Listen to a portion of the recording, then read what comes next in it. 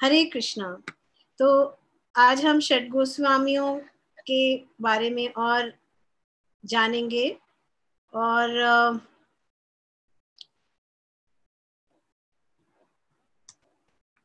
One minute.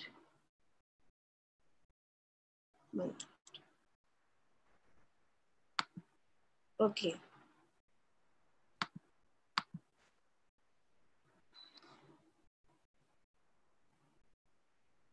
षट गोस्वामियों में हम देखते हैं कि let us see, I speak in English, I think it's more easier for me.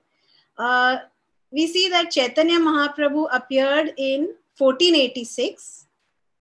The next was Sanatan Goswami. The six Goswami were the followers and disciples of Chaitanya Mahaprabhu in the line of Chaitanya Mahaprabhu. So we have Sanatan Goswami, who was born in 1488. Rupa Goswami appeared in 1489. Raghunath Das Goswami came next, 1495. Gopal Bhatta Goswami, 1503. Raghunath Bhatta Goswami, 1505. And Jiva Goswami, 1513. So I just put it in chronological order just to see, get a relevance of their appearance.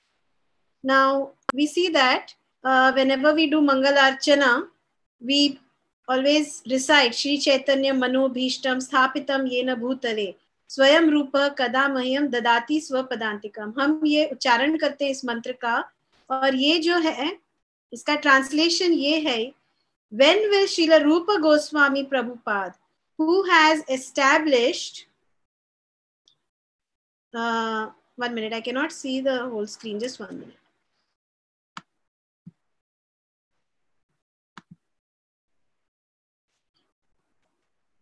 When will Srila Rupa Goswami Prabhupada, who has established within this material world the mission to fulfill the desire of Lord Chaitanya, give me shelter under his lotus feet?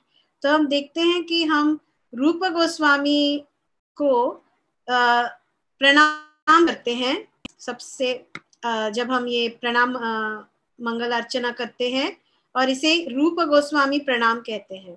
तो आज हम अभी श्री रूप गोस्वामी के बारे में थोड़ा जानेंगे। समय आधा घंटा ही है, इसीलिए हम जल्दी जल्दी से मेन पॉइंट्स जान सकते हैं। एक्चुअली सभी गोस्वामियों को उनके तत्व जानना चाहिए, पर अभी हम मेन उनके जो कार्य थे या उनके जो टैलेंट्स थे या उनसे हम प्रेरणा ले सकते हैं, उनकी जो शिक्षा है वो हम जान सकते हैं। तो आइए जानते हैं उनके बैकग्राउंड के बारे में, रूप गोस्वामी पाद के बैकग्राउंड के बारे में। तो रूप गोस्वामी जो 1489 में प्रकट हुए, वे सनातन गोस्वामी के छोटे भाई थे। सनातन गोस्वामी 1488 में प्रकट हुए, 1489 में रूप गोस्वामी प्रकट हुए। उनके पेरेंट्स जो माता पिता थे वे थे कुर्मदेव और रेवती देवी। इनके पेरेंट्स, इनके माता पिता को 5 बेटे और 1 बेटी थी।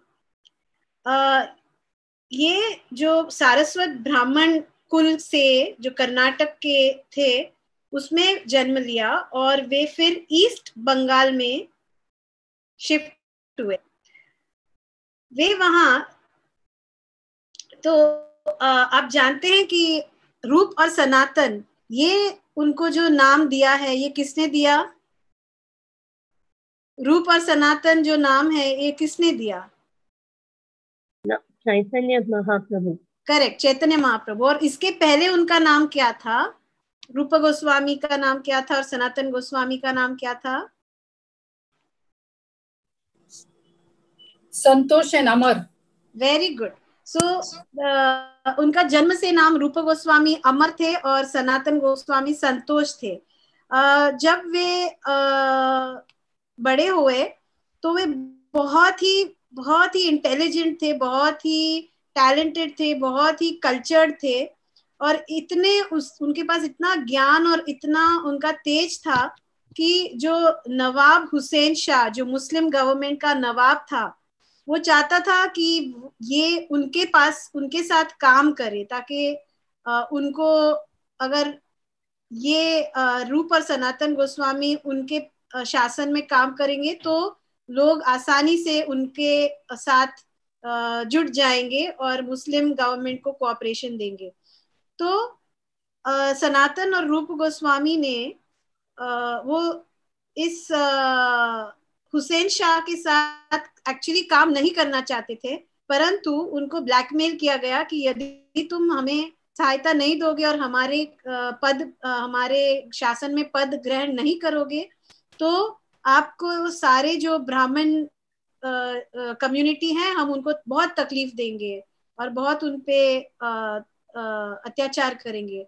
तो उससे बचने के लिए, वो बचाने के लिए उन्होंने नवाब हुसैन शाह के शासन में दबीर खास और सकर मलिक, ये नाम से उनको वहां पे अपॉइंट किया गया।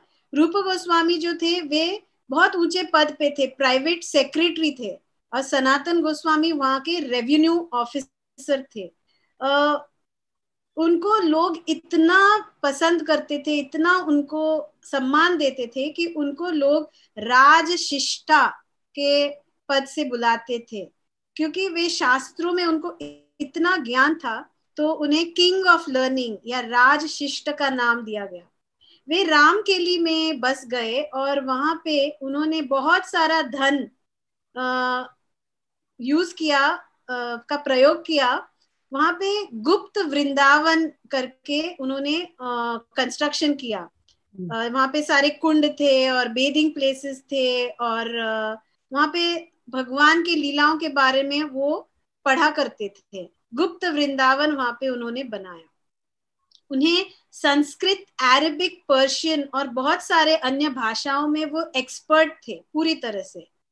अब देखते हैं, ये टैलेंट भी हमने थोड़ा बहुत जान लिया उनके बारे में, उनका बैकग्राउंड, उनका टैलेंट। मीटिंग विथ लॉर्ड चैतन्य। तो चैतन्य महाप्रभु को वो कब मिले, कहाँ मिले, कितनी बार मिले, ये हम समझ लेते हैं। इसके पहले हम देखते हैं कि चैतन्य महाप्रभु अपने जो 48 इयर्स उन्होंने अपने इस धरती पर वो जो प्रकट हुए थे, तो उन्होंने अब क्या उनका रूट था, शॉर्ट में देखते हैं। तो लॉर्ड चैतन्य ने संन्यास लिया 1510 में।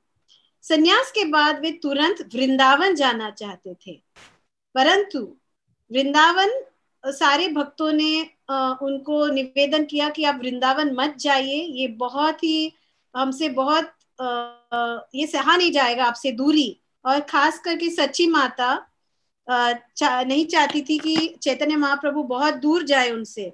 इसीलिए फिर नित्यानंद महाप्रभु ने अन्य भक्तों के साथ मिलकर चैतन्य महाप्रभु को शांतिपुर में वापस ले आए। जो वृंदावन जा रहे थे उनको शांतिपुर वापस ले आए, और फिर वहां से चैतन्य महाप्रभु ने निश्चय किया कि वे जगन्नाथपुरी में जा बसेंगे, ताकि जगन्नाथपुरी जो है वो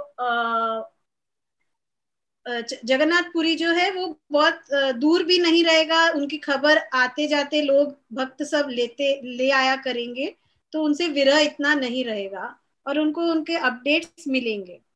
इसके बाद चैतन्य महाप्रभु जगन्नाथपुरी गए, और वहां से आप सब जानते हैं कि वो महान पद यात्रा पे निकले। साउथ इंडिया टू महाराष्ट्र होते हुए वे निकले, गोदावरी रिवर के पास रामानंद राय को मिले। इस तरह वे गए और 4000 माइल्स चलते चलते चलते वो 1512 में फिर से जगन्नाथपुरी आ पहुंचे। अब जगन्नाथपुरी से वे फिर वृंदावन जाने की इच्छा कर रहे थे। वे वृंदावन जाना चाहते थे, परंतु फिर से उनका वृंदावन का प्रोग्राम कैंसिल हो गया, क्योंकि उस समय हिंदू और मुस्लिम के बीच बहुत तनाव पैदा हो गया था, और सन्यासी उनके इतने अनुयायी फॉलोअर्स थे कि सन्यासी एटिकेट में ये सही नहीं रहता कि वो इतने बड़े भक्तों को, झुंड को लेके चले वृंदावन। तो इसीलिए उनका वृंदावन का प्रोग्राम कैंसिल हो गया, और वे एक मिनट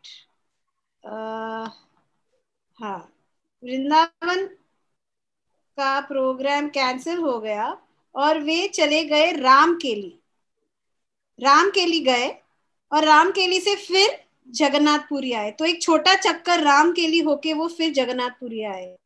तो इस रामकेली में चैतन्य महाप्रभु ने सबसे पहले अपना दर्शन सनातन गोस्वामी और रूप गोस्वामी को दिया।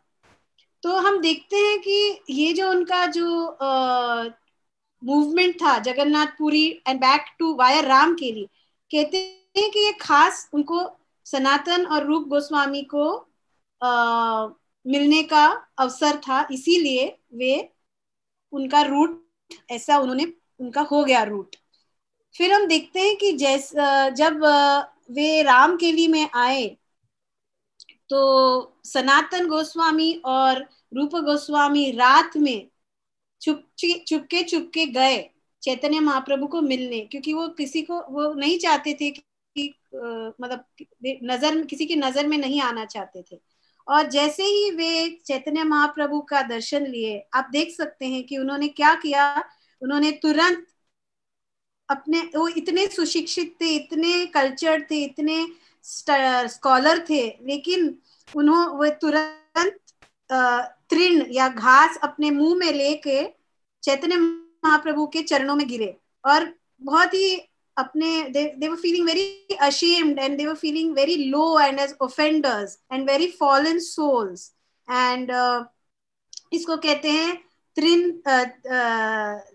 त्रिनदंते ध्वरी या त्रिनदंते कोरी, मतलब it is an etiquette, it is a symbol of humility की मुंह में वो घास लेके तुरंत उनके पैर पे गिरे। तो यहाँ चैतन्य महाप्रभु ने उनका नाम रूप और सनातन करके बदल दिया।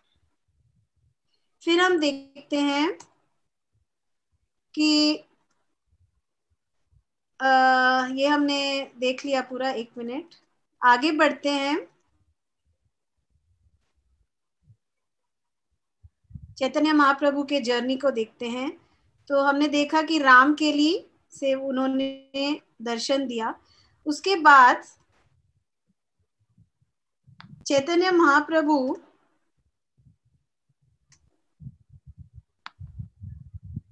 शांतिपुर गए, उनके माता को मिले और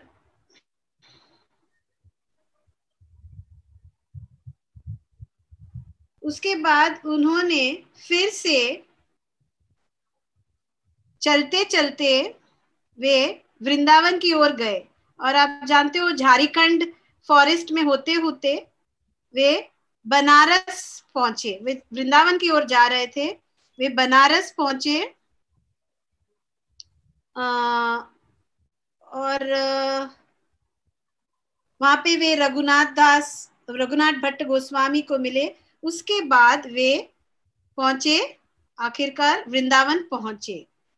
वृंदावन में पहुंचने के बाद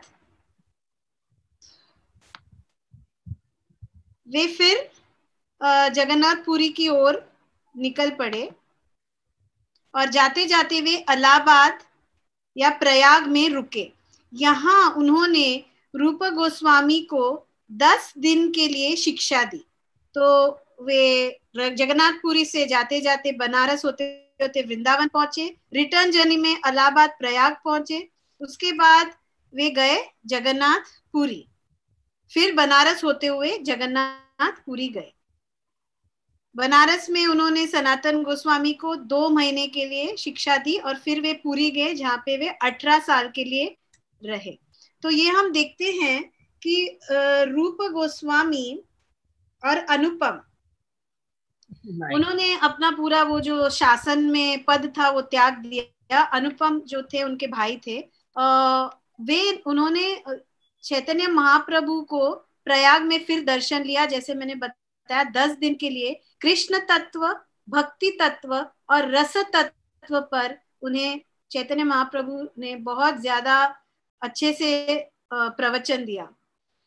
इसी जगह पे रूप गोस्वामी ने चैतन्य महाप्रभु को ये प्रार्थना अर्पण की। कौन सी प्रार्थना? नमो महावदन्याय कृष्ण प्रेम प्रदायते कृष्णाय कृष्ण चैतन्य नामने गौरत्विषे नमः। ये हम मंत्र जो बोलते हैं ये रचा है रूप गोस्वामी ने, और यहाँ पे उन्होंने भक्ति लता बीज के बारे में जो डिवोशनल क्रीपर का उन्होंने एनालॉजी दिया था, ये भी यहीं पे उन्होंने प्रयाग या फिर ये इलाहाबाद में इनको बताया।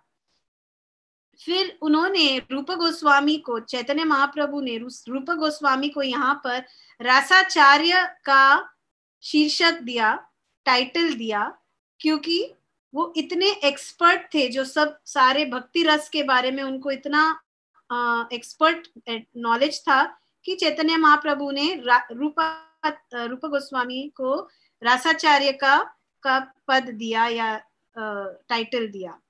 फिर इसके बाद जैसे हम जानते हैं चैतन्य महाप्रभु जा रहे थे पुरी, और रूप गोस्वामी और अनुपम उनके साथ साथ पुरी जाना चाहते थे, परंतु चैतन्य महाप्रभु ने उन्हें आदेश दिया कि आप पहले वृंदावन जाओ और फिर मुझे मिलने पुरी आओ। तो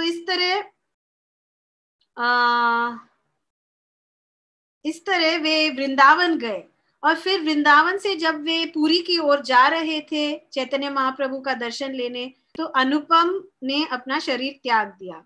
इसी रास्ते में, इसी जर्नी में रूप गोस्वामी ने दो बहुत ही अच्छे कृष्णा कॉन्शियस प्लेज लिखे, जो उनको सपने में सत्यभामा ने आके बताया, और उन्होंने चैतन्य महाप्रभु को बताया, और जब चैतन्य महाप्रभु ने उनको सहमति दी तो उन्होंने दो अलग अलग ये जो नाटका है, वृंदावन लीला पर विगत माधव और द्वारका लीला पर ललित माधव, ये दो नाटिका उन्होंने रची हैं।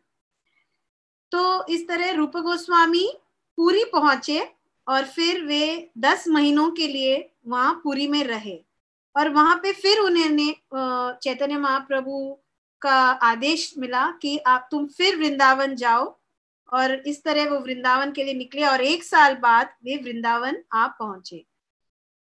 रूप गोस्वामी बहुत ही यमुना के तट पे बहुत बैठ के चिंतित थे, बहुत ही शोक मना रहे थे कि वे चैतन्य महाप्रभु के सारे आदेशों का पालन नहीं कर पा रहे हैं। और तब एक नवयुवक, एक छोटा बच्चा आया, और उन्होंने पूछा कि आप क्यों इतने उदास हो। तब उन्होंने जब वार्तालाप की तो उस छोटे बच्चे ने कहा, इधर आइए, मैं तुम्हें, आपको एक छोटा सा तिला है, यहाँ पे एक गाय आके रोज दूध अपना छोड़ती है, तो आप आइए और देखिए, आपको वहां पे कुछ आपको समाधान हो। तो जब वो पहुंचे वहां, तो वहां पे उन्हें गोविंद देव जी मिले। ये गोविंद देव जी है जो वहां पे प्रकट हुए, और ये लीला है, मैं शॉर्ट में बता रही हूँ। तो उनके आराध्य देव हैं Govind Dev ji. Under the patronage of emperor Akbar, a temple was constructed which was completed around 1590। मतलब रूप गोस्वामी ने इस धाम को 1564 में छोड़ दिया, पर 1590 तक उनका जो ये गोविंद देव जी का मंदिर है जो आप देख रहे हैं, इसे बनाया अकबर ने। और रूप गोस्वामी ने महाराजा मान सिंह ऑफ अंबर जयपुर को कन्विंस किया कि वो बहुत सारा जो रेड सैंडस्टोन आप देख रहे हैं वो डोनेट करे। ये 7 मंजिली वाला उस टाइम पे बहुत बड़ा मंदिर, सबसे बड़ा मंदिर बना था। और फिर अनफॉर्चुनेटली औरंगजेब आए और उन्होंने इस मंदिर को डिस्ट्रॉय किया, और and the deities move to Jaipur. और आज भी जयपुर में राधा गोविंद देव जी के दर्शन मिलते हैं। रूप गोस्वामी ने बहुत सारा huge volumes he has compiled, of which 16 are considered most important. He wrote at least 1 lakh verses.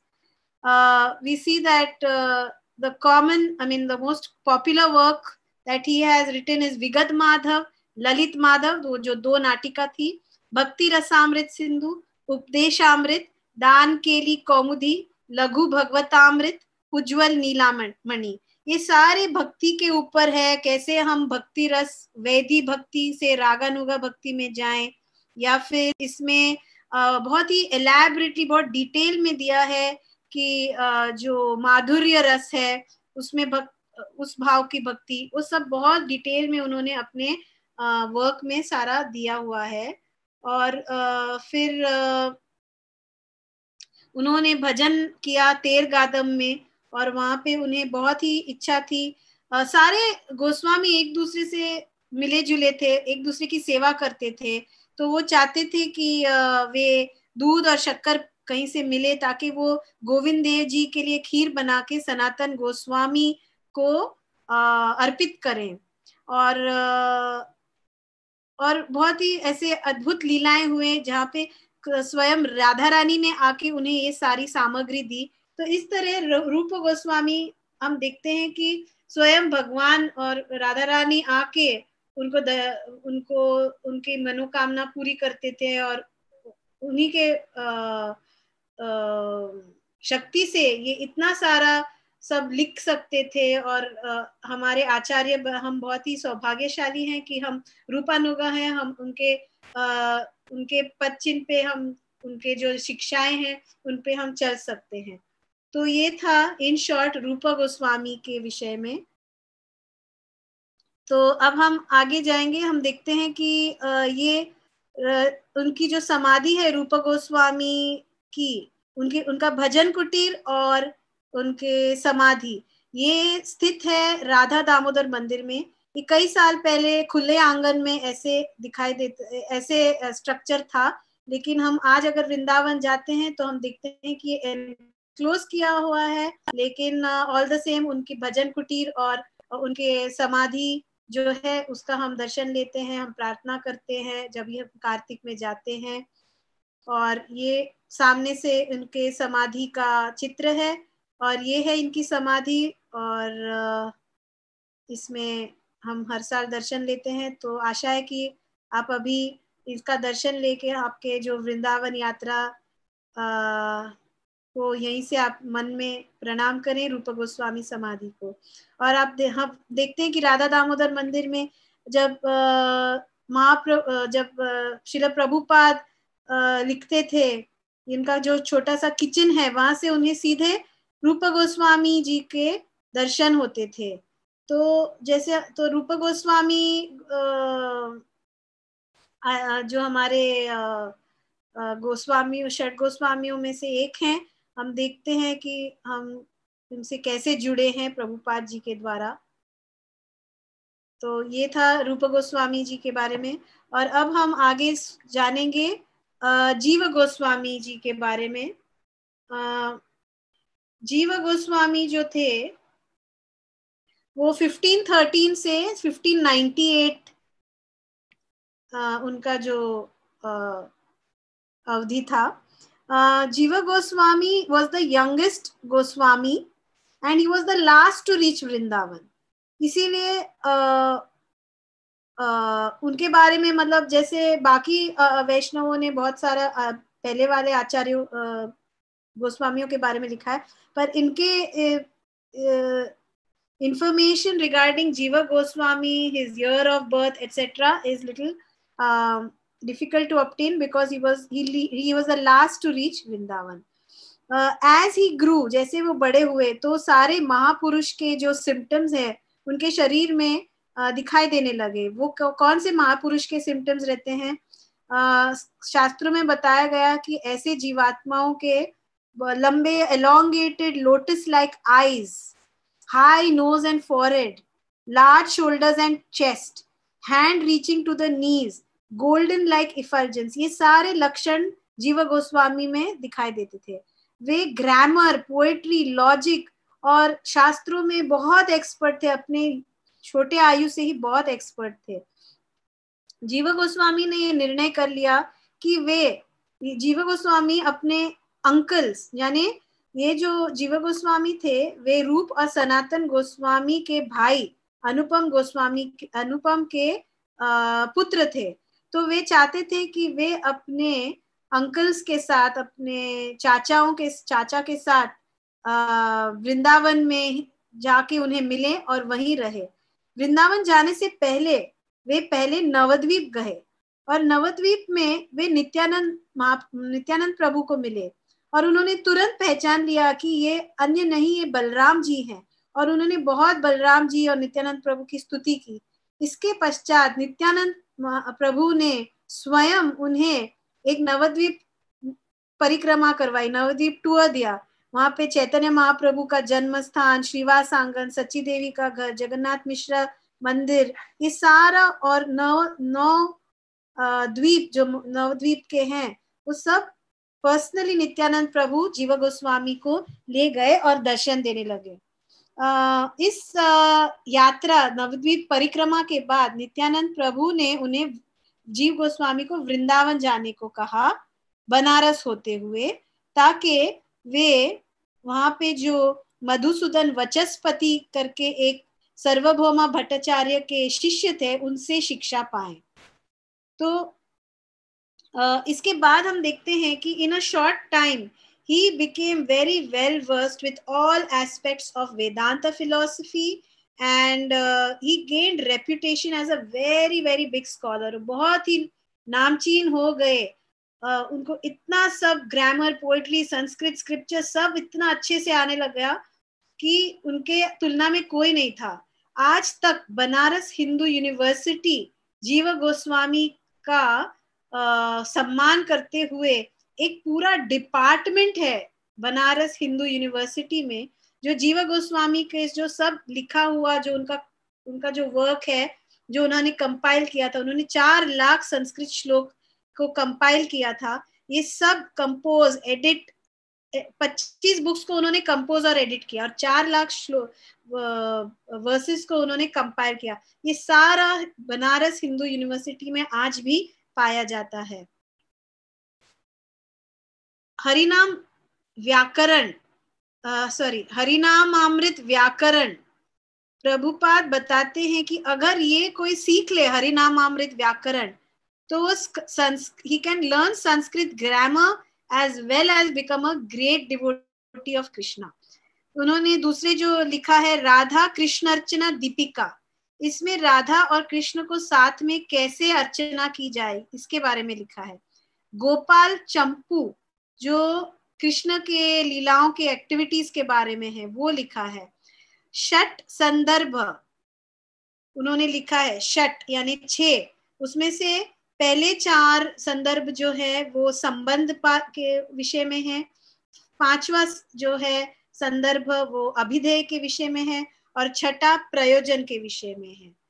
तो हम देखते हैं कि वे जब वृंदावन पहुंचे जीवा गोस्वामी, तो वे सनातन गोस्वामी को मिले और उन्होंने दीक्षा की इच्छा प्रतीत की। सनातन गोस्वामी ने नम्र होते हुए सनातन गोस्वामी ने कहा कि नहीं, इसका उत्तर, उसका रिस्पॉन्सिबिलिटी मैं रूप गोस्वामी को देता हूँ, मैं नहीं कर सकता, ये मैं योग्य नहीं हूँ। ऐसे बहुत ही हम्बल भाव में उन्होंने कहा, नम्रता से कहा। तो आखिरकार रूप गोस्वामी ने तय किया कि वे उनकी परीक्षा लेंगे जीवा गोस्वामी का, और उन्हें एकदम जो मीनियल सर्विसेज, जो ऐसे सफाई के काम या फिर डेटी वर्शिप प्रेपरेशन, मधुकरी करना, जो वो लिखते थे रूप गोस्वामी, उसका जो वो पत्ता था, वो पत्ता रेडी करना, इस तरह ये सब काम में उन्होंने लगाया। ये इतने महान और इतने सम्मानशील व्यक्ति थे, पर्सनैलिटी थे जीवा गोस्वामी, परंतु उन्होंने अब नम्रता से ये सारे कार्य किए और इससे प्रसन्न होकर रूप गोस्वामी ने इनके जो सेल्फलेस सर्विस देख के उन्हें आखिरकार शिष्य या दीक्षा प्रदान की। उस समय एक ट्रैवलिंग स्कॉलर था जो पूरे भारत में घूम फिर रहा था, रूप नारायण सरस्वती। वो वृंदावन आया, उसको दिग्विजयी करके एक टाइटल था और वो पूरे देश में सबसे लर्नेड स्कॉलर था। तो वो बहुत ही घमंडी हो गया था और उसने रूप और सनातन गोस्वामी को चैलेंज किया कि लेकिन परंतु बहुत ही नम्र होके रूप और सनातन गोस्वामी ने कहा कि नहीं नहीं, हमारी जो ये जो हमारा रेप्यूटेशन है, ये हमारे जो शुभ चिंतक है, ऐसे ही उन्होंने बहुत ज्यादा हमारे बारे में बोल के रखा है, लेकिन हम काबिल नहीं है, हम आपसे कोई भी डिबेट करने के लिए हम इतने ट्रेन नहीं है, इतने लर्नेड नहीं है। और बिना झिझक के उन्होंने एक जो जय पत्र मतलब सर्टिफिकेट उन्होंने साइन कर दिया रूप गोस्वामी और सनातन गोस्वामी में, कि हम मानते हैं कि आप ही बहुत लर्नेड हो, आप ही डिजर्विंग हो। तो जबकि रूप और सनातन गोस्वामी बहुत ही टैलेंटेड और बहुत ही सुशिक्षित थे, तो उन्होंने बिना झिझक के उनको जय पत्र दे दिया। जब उसे पता चला कि जीव गोस्वामी भी उनके चाचा के जैसे बहुत ही सुशिक्षित और बहुत ही प्रख्यात हो रहे थे, तो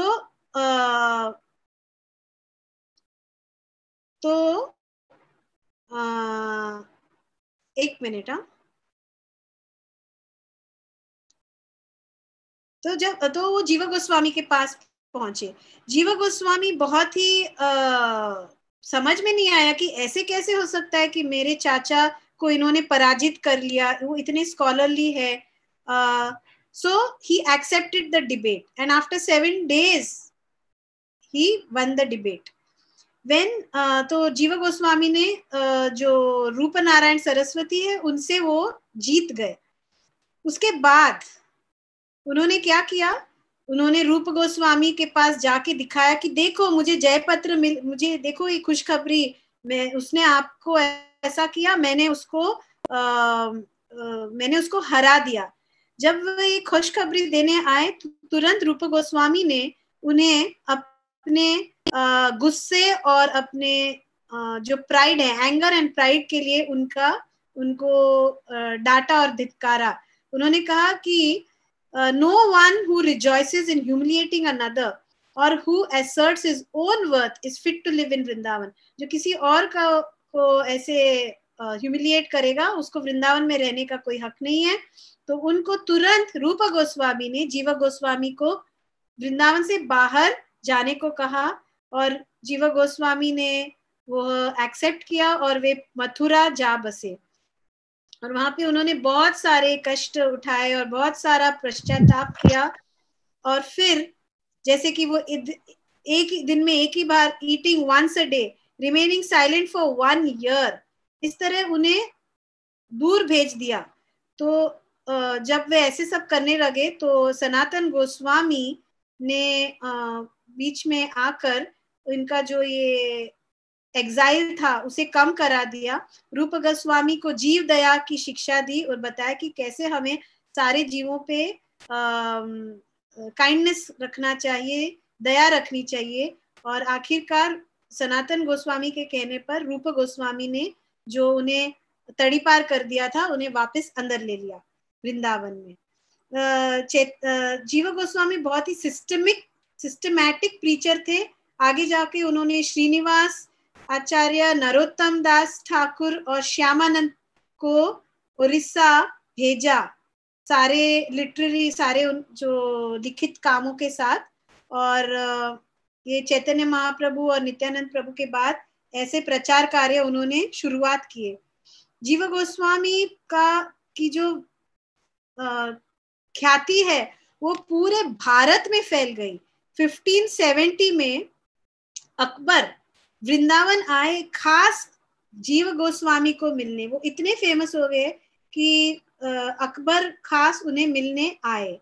और जीव गोस्वामी के by the grace of Jiva Goswami, Akbar directed his men to commence the construction of Madan Mohan, Govind Dev and Gopinath and Jugal Kishore temples.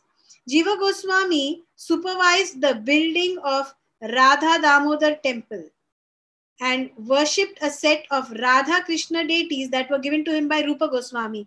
तो आपके स्क्रीन पे आप जो दर्शन ले रहे हैं, ये राधा दामोदर की जो मूर्तियां हैं, जो विग्रह है, वो रूप गोस्वामी ने अपने हाथों से बना के जीव गोस्वामी को सौंपी थी। और ये हम आज भी जब हम राधा दामोदर मंदिर जाते हैं तो उनके दर्शन लेते हैं। कहा जाता है कि षड गोस्वामी राधा दामोदर मंदिर में मिला करते थे और यही चर्चा करते थे कि कृष्ण भक्ति, कृष्ण भावना को कैसे प्रचार किया जाए। और इसको Jiva, to facilitate this planning, Jiva Goswami, with men given to him by Akbar, masterminded the construction of Granth Bhandar or library to store all the handwritten copies of scriptures of books of Roop Sanatan and other Goswamis. तो उन्होंने एक बड़ी library भी बनाई because he was the last, he was the youngest Goswami and last of the 6 Goswamis. तो उन्होंने इतने सारे कार्य किए। जीव गोस्वामी को विलास मंजरी माना जाता है। आइए हम उनका जो समाधि है, जीव गोस्वामी पाद समाधि मंदिर, जो राधा दामोदर मंदिर में के आंगन में हम दर्शन लेते हैं, ये आपके सामने स्क्रीन पर। और ये उनके समाधि अगर हम अंदर झांक के देखते हैं, उनकी जो जप माला है हमें दिखाई देती है। और जैसे कि मैंने ऑलरेडी आपको बताया उनके सारे कार्य का नाम। तो आधा घंटा हो गया है और कृपा से हमारा प्रेजेंटेशन भी यहाँ पे समाप्त होता है। बहुत धन्यवाद। किसी को अगर कोई प्रश्न है तो आप माता जी को पूछ सकते हैं, या अगर कुछ पता लगाना है तो मैं पता लगा सकती हूँ। Thank you. हरे कृष्णा।